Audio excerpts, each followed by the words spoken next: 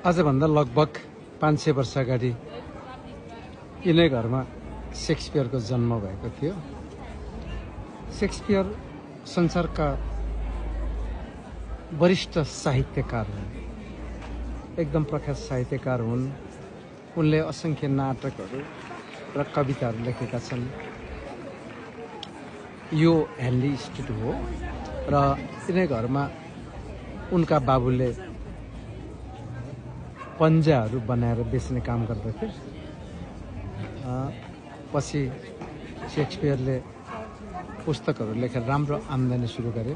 सिधै अगाडि शेक्सपियरको gift shop छ अनि उनको दाहिनेपट्टि मूर्ति पनि रहेको छ।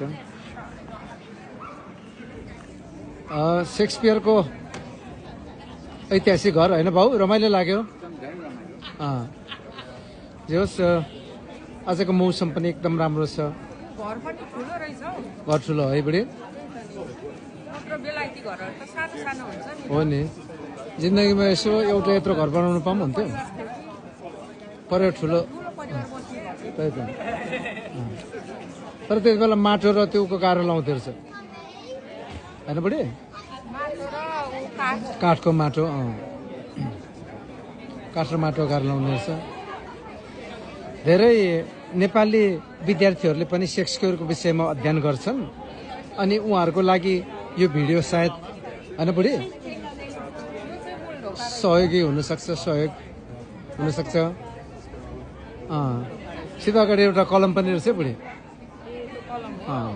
सम्भवतः कलम हुनसक्छ, शेक्सपियर कलम।